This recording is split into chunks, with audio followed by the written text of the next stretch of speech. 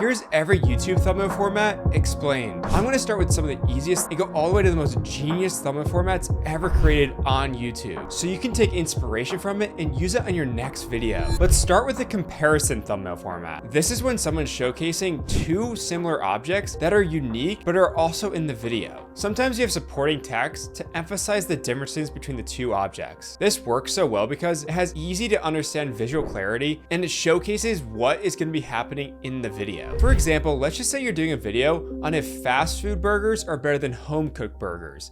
Maybe you have a McDonald's burger on the left and a home cooked burger on the right. And this really works well in any niche. Now let's move on to the ranking format. So this is when you're showcasing a ranking system within the thumbnail. Either you have the vertical style or the horizontal style. With the vertical style, you typically have lettering on the left side of the thumbnail with the corresponding colors. And with the horizontal, you typically have a grid from 1 to 5 or something similar to that. So this works so well because without even the title being present, it already creates intrigue by showcasing known objects in specific positions that the audience might agree with or disagree with. So if I was doing a tier list on Minecraft blocks, I probably want to throw in diamond ore, logs, and maybe a more controversial block like sponge and place them like this.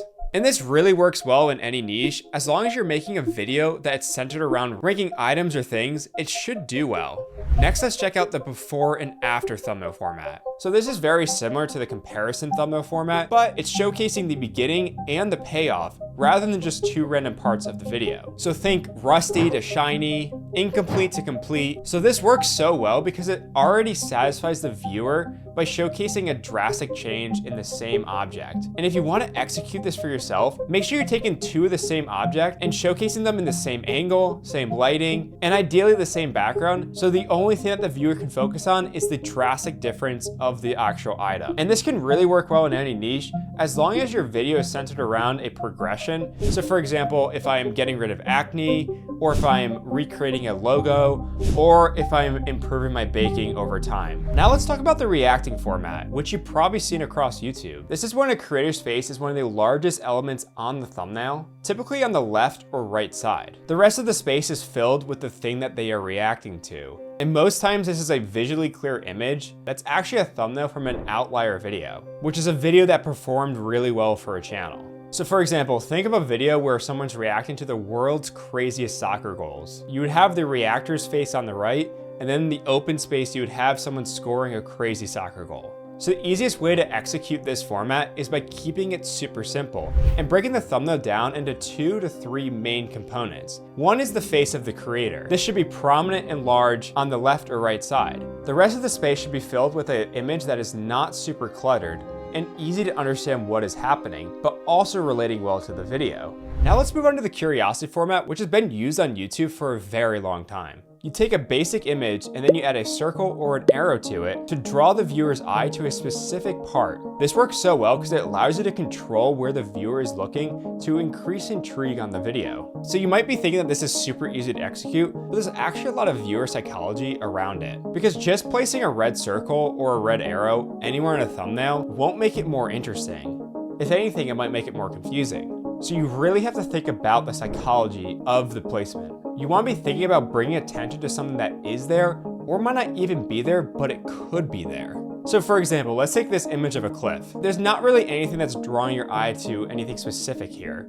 But as soon as I add this red circle, now it becomes a lot more interesting because I can actually see this cave and now I'm wondering what the heck is going on there. This is typically paired with a title such as You Missed or things that you missed in plain sight. And this can be really used in any niche as long as you're doing it correctly. Now let's take a look at the time format. This is when a thumbnail is showcasing a moment in time, typically in hours or days. So this works because somewhat similar to before and after, it showcases a glimpse into the video. And the best way to execute this format is one, have a video centered around time. So think I survived 7 days, I baked for 2 days, traded crypto for 24 hours straight, and a day of a life. So make sure you include a timestamp that's within the video's range, somewhere in the thumbnail. But there is a key note about this. Don't just pick a time that is early on in the video. Pick something that is later in the video, but not necessarily at the end. This is because you want to create as much intrigue as possible within the thumbnail without giving away the ending, but also not being so early on that there's nothing interesting really going on. Here's it doing well in gaming,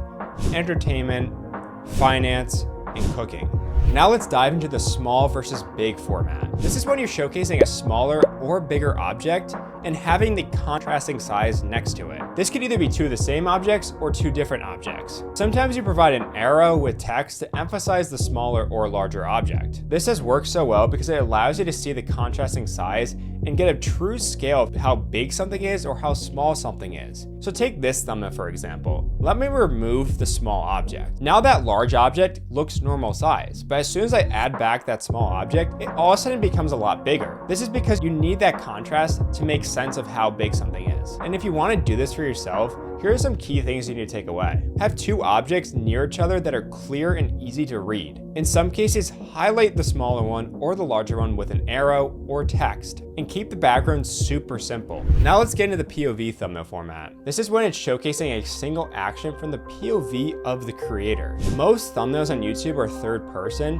so having a first person thumbnail really stands out. This works so well because it grabs the viewer's attention on showcasing that action, whether it's drawing, giving someone a credit card, or playing a video game. So the easiest way to execute this for your channel is making it simple. Focus on one or two main things. So this would be the creator's hands and the object they're holding, and then the thing that they're doing. Now let's get into a thumbnail format that's been recently getting popular, which is the pinboard format. This is when someone takes the classic pinboard style and uses it as the inspiration for their thumbnail. So think different pieces of evidence strung together with red string and red pins. So this works really well because people associate these boards with crime and investigation. So if your video is centered around these themes, it can work really, really well. So the best way to execute this is have your video's focal point be front and center, whether this is a picture of an individual or specific text. Include any supporting evidence around it, such as maps, article clippings, or other photos. And all these should be connected with red pins and red wire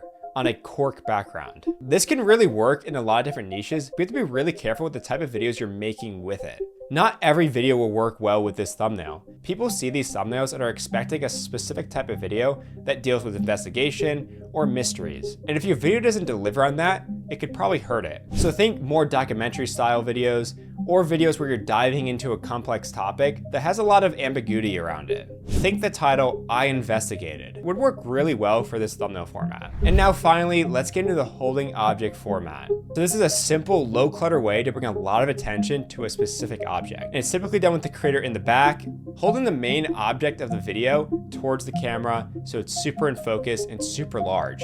So this works really well because it's a super easy way to do a low clutter thumbnail that brings a lot of emphasis to the product that the video is about. So the easiest way to execute this thumbnail format, whatever object the main focal point of the video is about, have that be front and center, held out, and in focus.